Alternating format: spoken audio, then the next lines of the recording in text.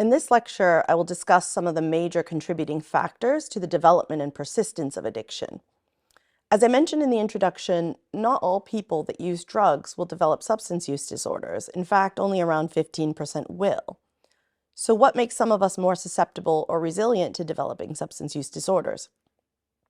There's no single determining factor that makes one susceptible to addiction. Rather, it's a complex interaction between our genetics, environment, and experiences that result in differences in our brain activity that might make us more or less likely to develop a substance use disorder. Recent technological advances in DNA analysis have helped researchers untangle some of these complex genetic interactions involved in addiction.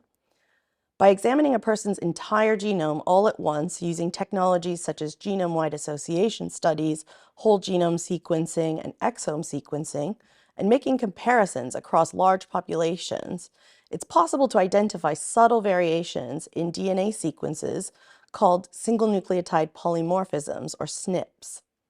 SNPs are differences in just a single letter of the genetic code from one person to another. If a SNP appears more often in people with a particular disease than those without it, it's thought to either directly affect susceptibility to that disease or be a marker for another variation which does. There are a multitude of different gene variants that have been associated with addiction to different substances. Many of these variants are SNPs that happen to occur in the middle of genes that code for receptors or transporter proteins involved in neurotransmission, or in enzymes that metabolize drugs. Even subtle changes in the function of these molecules can significantly impact the effect that different drugs will have on the brain, and these differences in responsivity to drugs between individuals contribute to the variation in susceptibility to addiction across the population. As an example, in the case of alcohol use, there are hundreds of SNPs that have been found to impact addiction susceptibility. The two most significant SNPs correlated to alcohol-related phenotypes are actually protective against substance use disorders. These SNPs occur in the genes encoding alcohol metabolizing enzymes alcohol dehydrogenase and aldehyde dehydrogenase. Each of these SNPs alter enzyme functions in ways that lead to a large accumulation of acetaldehyde in the blood after alcohol is consumed. This buildup of acetaldehyde causes aversive symptoms like flushing, nausea, headache, and tachycardia, and so therefore it's thought that this deters individuals from drinking and decreases susceptibility. In addition to genetics, social and environmental factors play an important role in influencing addiction liability. Experiencing trauma, abuse, or stress leads to an increased risk of developing substance use disorders.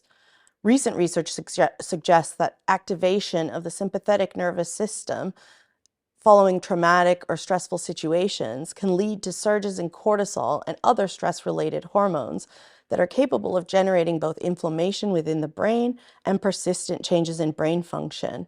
One of the key changes observed is the blunting of the dopamine system's function. So exposure to even a single traumatic event or a stressor can alter dopamine function for months to years.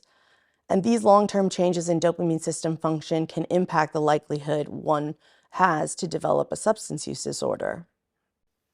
We see strong evidence of the impact of trauma on substance use disorders in soldiers who have experienced mild traumatic brain injuries from improvised explosive device blasts exposure in the field. There are a significant increase in the incidence of alcohol and other substance use disorders in soldiers who have experienced one or more blast exposures as compared to deployed controls that experience the same general stress related to being in a war zone who weren't exposed to any blasts. Preclinical studies in rodents have also corroborated this link between blast exposure, addiction, and dopamine.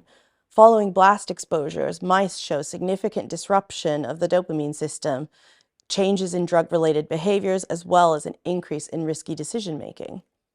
So we've just discussed individual differences in our biology that can determine whether or not we're susceptible or resilient to substance use disorders.